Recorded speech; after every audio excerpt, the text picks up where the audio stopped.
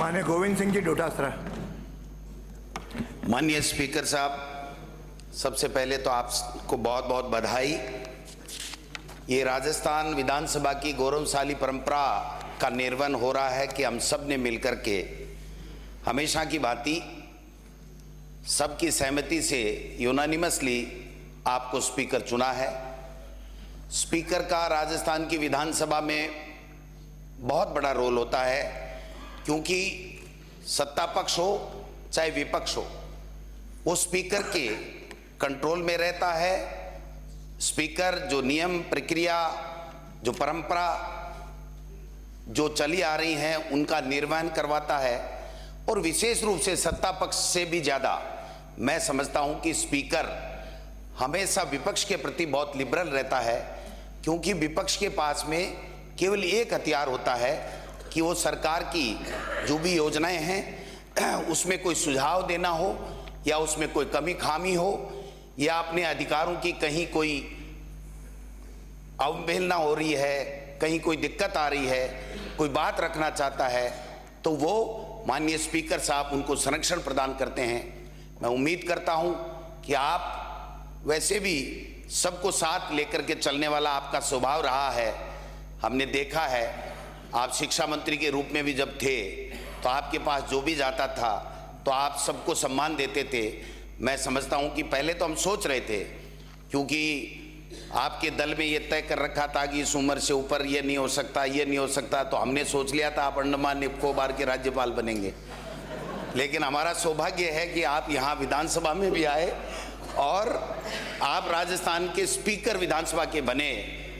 मैं इतना ही निवेदन करना चाहूँगा माननीय स्पीकर साहब, आपके ऊपर कोई भी दबाव आए, चाहे दिल्ली से आए चाहे किसी भवन से आए, आप निष्पक्ष रहेंगे, ये मैं आपसे, पूरा विपक्ष जो है आपसे उम्मीद करता है। और आप, क्योंकि अब तो उस संन्यास आश्रम की तरफ आप बढ़ रहे हैं, तो मैं समझता हूं कि जब संन्यास आश्रम की तरफ व्यक्ति बढ़ता है तो न तेरा न मेरा, सबको, पूरे जगत को, पूरे पक्ष और विपक्ष को मान करके आप जो है वो इसकी और ज़्यादा गौरवान्वित इस राजस्थान की विधानसभा की नियम और प्रक्रिया और परंपराओं को करेंगे।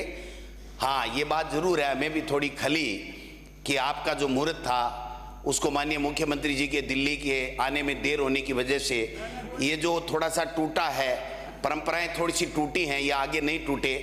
महामहिम राज्यपाल ही विधानसभा का प्रथम सत्र बुलाता है, वो खुद यहाँ पर अभिभाषण देता है। इस परंपरा को भी इसकी बार तोड़ा गया है, हमें ऐतराज है। लेकिन मैं समझता हूँ कि आगे से कम ये जो परंपराएं आज या कल जितनी भी टूटी हैं ये नहीं टूटे, और ये सदन सार्थक चर्चा के साथ में राजस्थान की जनता के मुद्दों पर चर्चा हो, और जो मंथन हो उसमें से अमृत निकले, और राजस्थान की जनता की हम किस प्रकार से सेवा कर सके, पक्ष और विपक्ष मिल करके, ये हम लोग भी प्रयास करेंगे।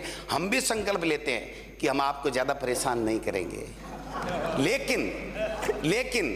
लेकिन पहले जैसे थोड़ा हुआ था पिछले टर्म में, उसमें मेरा और तेरा वहाँ से होने लग गया था, वो नहीं होना चाहिए। फिर मैं आपको विश्वास दिलाता हूँ कि हम सब मिल करके आप एक सम्मान दृष्टि से देखेंगे तो सत्ता पक्ष को भी हम सहयोग देंगे, क्योंकि जो सरकार बन गई वो 5 साल के लिए राजस्थान की जनता ने चुनी है। वो जो अच्छा काम करेगी उसको मेज थपथपा के स्वागत करेंगे। अगर कोई कमी खामी हमें लगेगी तो हम आपके माध्यम से सरकार तक, मंत्री और मुख्यमंत्रियों तक हम बताने का चेष्टा करेंगे। इसलिए आप जैसा वरिष्ठ विद्वान, और क्या क्या कितने अलंकार जितने संस्कृत में, व्याकरण में हैं, वो सब मैं आपको समर्पित करता हूं कि आप बने हैं तो हम सब सुरक्षित हैं, प्रतिपक्ष अपनी बात आराम से रख पाएगा। इन्हीं आशा और अपेक्षा के साथ में आपको पुनः बहुत बहुत बधाई, बहुत बहुत शुभकामनाएं। धन्यवाद।